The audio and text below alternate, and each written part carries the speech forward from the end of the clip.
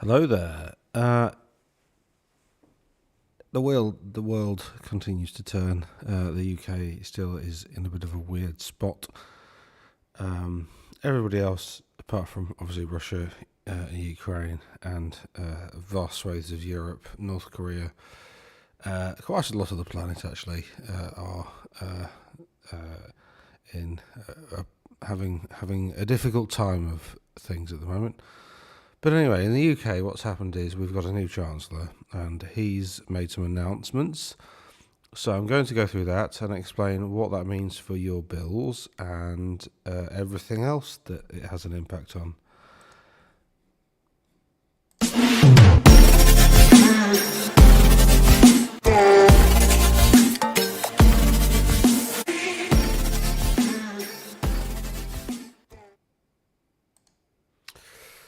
Right, so let's start with the BBC.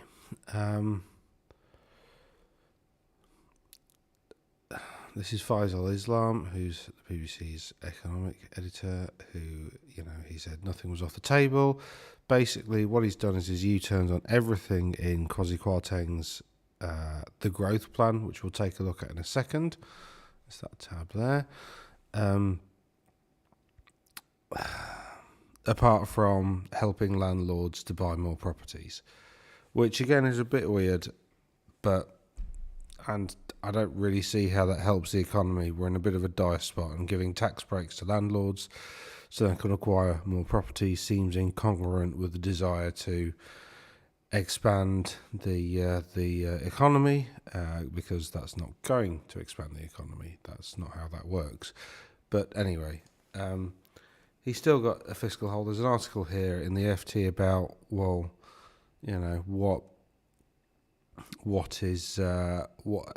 how's he going to fill this hole? And basically, Jeremy Hunt's idea is yet more austerity. Now, with the vast majority of the public sector almost completely on its knees at the moment, it seems like a bad idea to try and cut that further. Unless they're planning to, sell off the NHS a bit more than they already have, then... and, there are those arguments that Labour started it with various PFI initiatives, and then various, 6% of the NHS budget went to private providers under Tony Blair's tenure. Again, there are arguments that Tony Blair wasn't really Labour, but about 6% now. The vast majority of those are charities.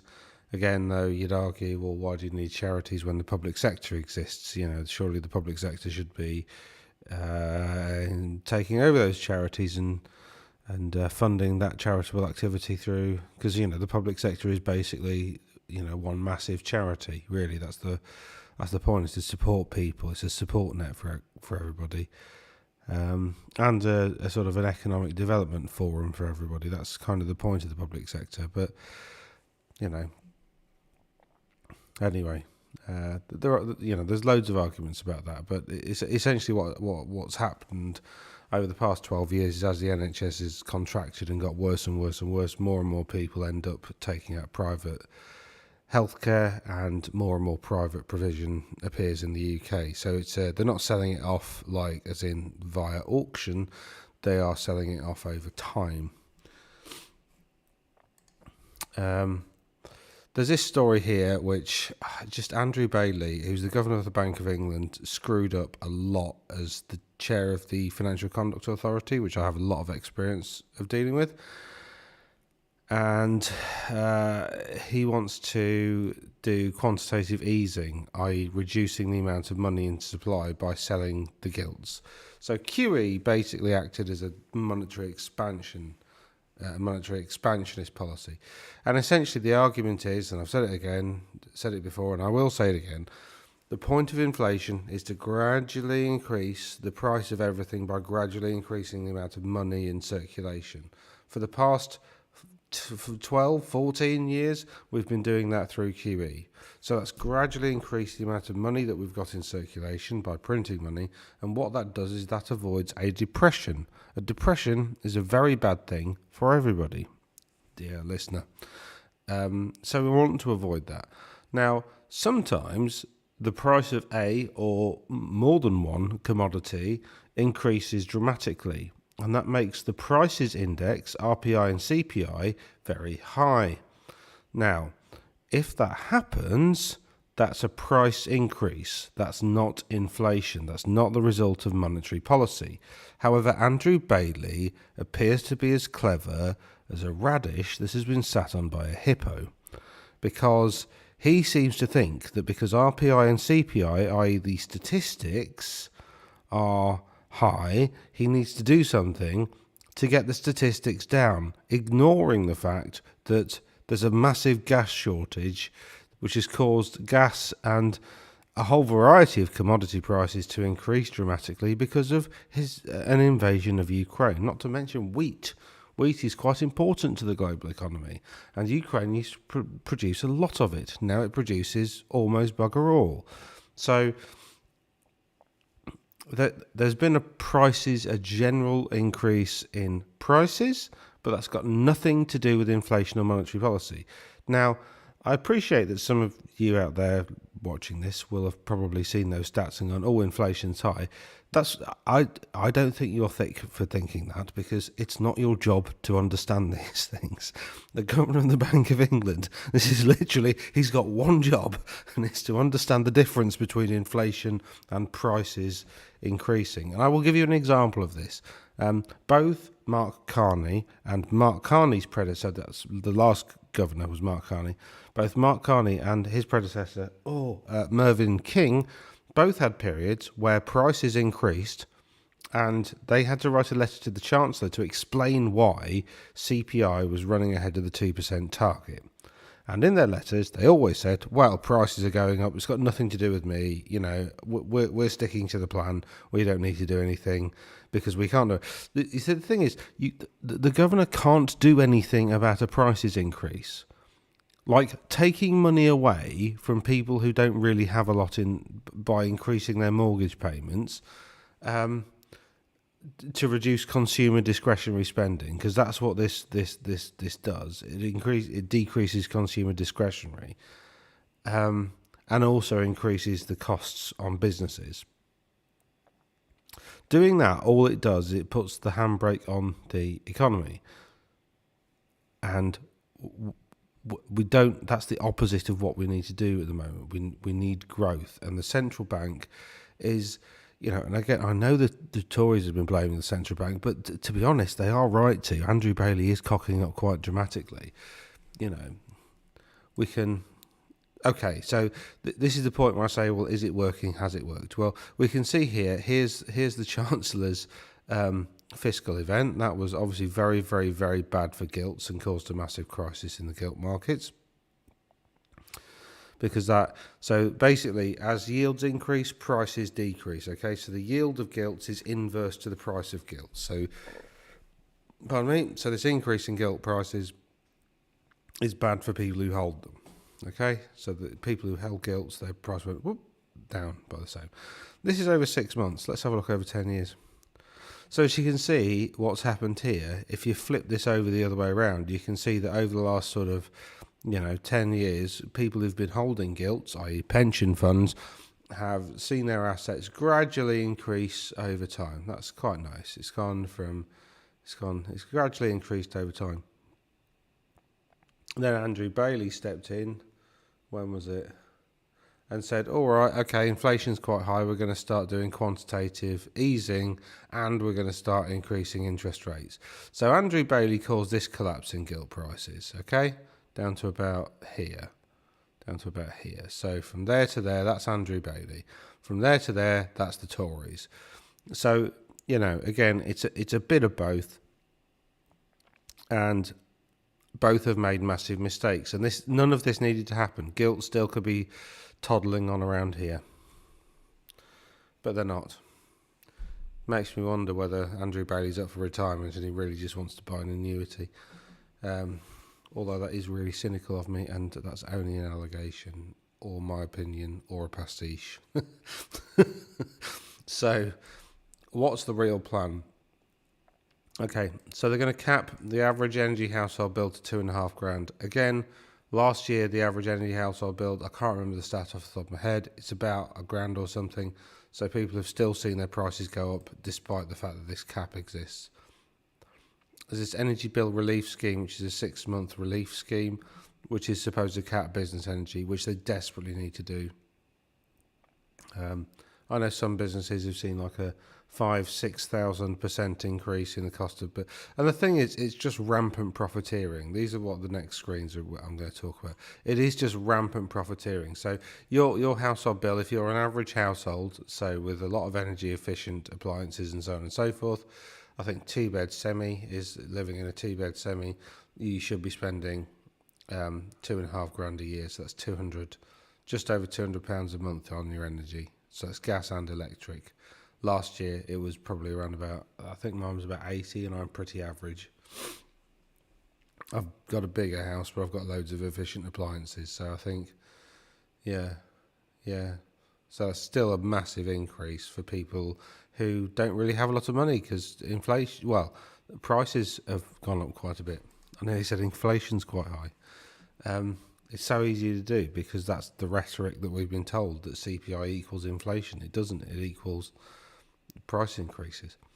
So here's an article in Reuters about Centrica, who own British Gas. They've made massive profits. BP have made massive profits. Where is the underlying profit figure? Underlying. There we go. 14. So that's an extra 10 billion over net last year that they've just made out of nowhere. This is why the chair of this organisation, BP, is saying it would be immoral for the government not to take this money off of us. Then you got people like Jacob Rees-Mogg saying, well, he can voluntarily pay more tax if he wants to, and that's basically another either Jacob Rees-Mogg is an idiot or a liar, because the chief exec of a business is not allowed to just hand over money for no reason whatever, for no benefit to the company. Likewise, if he is a director as well, then you can't put be a dereliction of your director's duties to put your company at detriment to put your company at detriment. I mean, that would be for no benefit, wouldn't it? I mean, I was going to say a detriment for no benefit, but if you were doing it, you wouldn't be putting them at detriment if you were buying something or doing some marketing or some community thing or some ESG initiative or whatever. All those would have a benefit to the company. It's not just giving 10 billion quid to the UK Exchequer. So the government are in free fall, and they're just continuing the dishonesty, which is really frustrating. Because it's really difficult to work out what they're going to do next. But anyway, so here's the reason I got this screen up here was, here's the figures. So they reckon this support package, I mean, it probably needs to be double that, but anyway, this support package is this is in millions, see, pound millions there. So this is 60 billion pounds. Well, there's 10 billion there. That's for half a year for BP. Goodness knows what it's going to be for the next year. And Centrica, where's the stats? Here we go. Operating profit rose to 1.32 billion, or from 2. So they've made this is Centrica has made an extra billion. I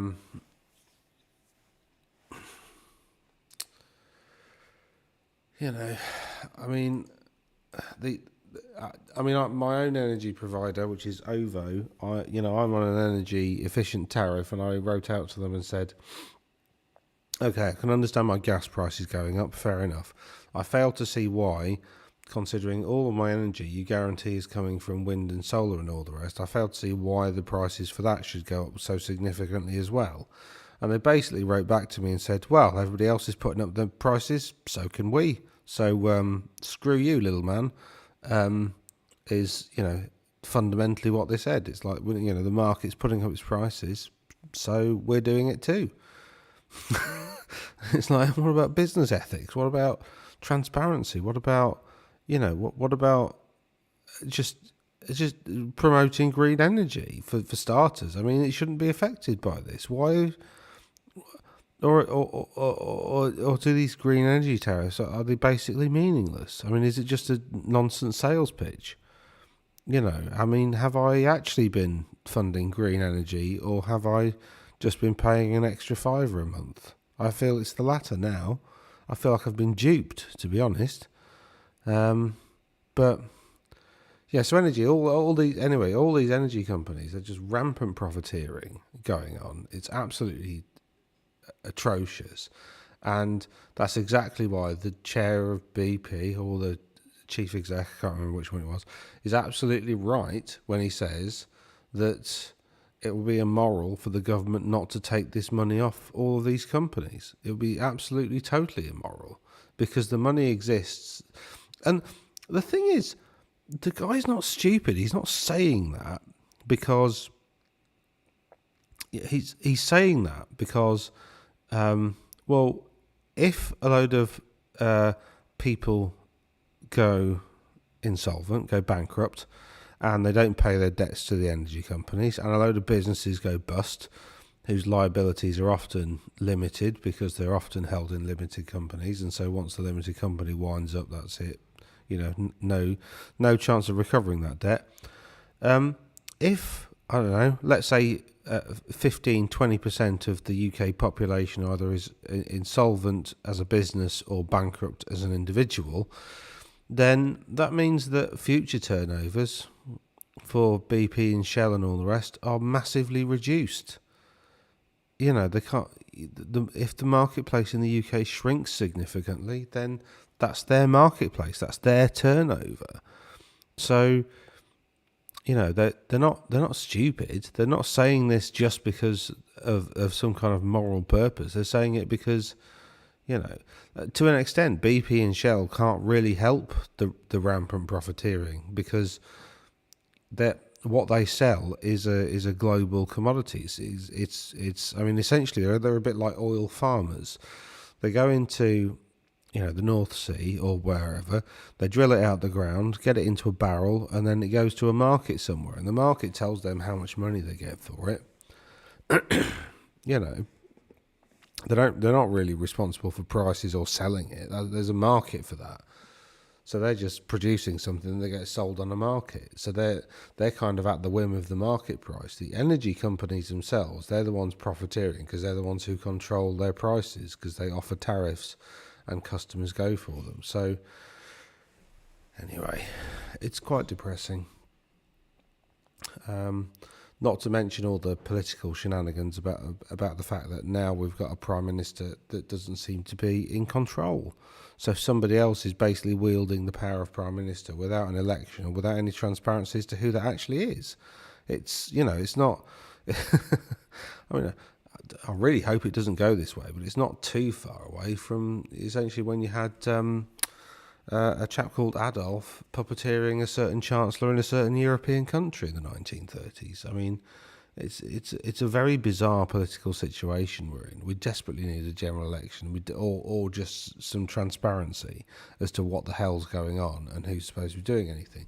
Because, going back to, is it working? Well, no, not really, because, this is what the markets have done. They've gone from, 4.4 to 3. I mean, they've recovered significantly, but they recovered significantly last time. And, they've not, I mean, it's not down here again, right? So we need them to get back down here, back down to about 2%. Not, this is not good. And and is that affecting the stock markets? Well, no, not really. 0.9%. Well, the US rose around about 1.5%, and Japan rose about 1.5%. Yesterday, so our 0.9% is actually behind. Germany rose 1.7, France 1.83, Italy about the same, but you get the point. Like most indices, like most developed Western economies indices, rose quite significantly yesterday. Ours didn't. So the markets don't believe that what Jeremy Hunt is doing will work, and they believe it a little bit in the bond markets, but certainly not. They don't see that as being supportive to British business. So, I don't know. What do you do with your portfolios? The same as I've been saying for the past few videos and for the past few months. I'm getting very close to saying just ditch the UK entirely until this government's gone, because it really doesn't seem to be very competitive as a place to invest. Or, I know Joe Biden's a bit sleepy, but at least he's pretty stable and doesn't do anything exciting, which allows businesses to get on with making money. And that's kind of what you want your government to do, just sort of get out of the way and let businesses make money. They're quite good at that. Yeah, I mean, I'm glad, to be honest. I'm glad that they've rowed back and they've gone the other way. That's nice. But going back to austerity, which is the plan that hasn't worked for the past 10 years before they got the radicals in. And by the radicals, I mean, from the point of Johnson onwards was the point at which the radicals took over the Conservative Party. So until the radicals were in, they had austerity, and then after the radicals got in, they had sort of austerity with sort of massive spending, which is a bit of a weird thing. So it looks like they're going back to austerity, but with no real public spending apart from this energy thing, which doesn't really go far enough. Oh, and the other thing that, I just have to point out here, line 19 on table 4.2, here we go. This is £1 billion. Energy profits levy. They are doing the windfall tax, just nowhere near as much as they need to. So when they say they're opposed to it, well, they're doing it. So, just do it properly. I don't know. Anyway, hopefully the next video I can do will be a bit nicer, and we'll have some more positive information. The Chancellor's got I think he's doing a budget, or is it later on this month? I forget. They said mid to late November, didn't they? Although that seems to change every 5 minutes as well. So we'll wait for that, really. We'll wait to see more details. All the details we've got is this growth plan, and they've ditched almost all of it. So,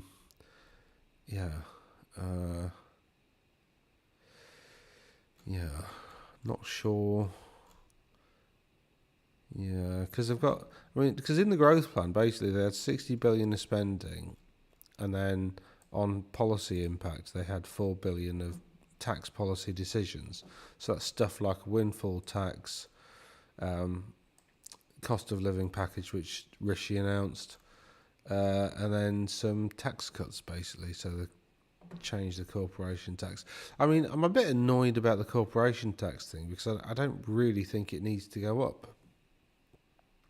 I think what needs to go up is dividend taxation, i.e. the rate of tax that you pay to take money out of a business. The rate of tax that you pay within a business seems to be a bit of a silly thing to have as quite high, because that's just a tax on sustainability. I mean, I'd be in favour of a much higher dividend tax rate and zero corporation tax, to be honest, because then that means that you could reinvest in your business without really, without having to worry about it. You only had to worry when you were taking money out of your own business, which should, again, I'd be fine with that as a business operator, but because then you can let the business grow, can't you? But anyway, they're not going to do that. That's pie in the sky thinking. But anyway, well, thanks for watching, and I hope to see you again soon with something a bit more positive.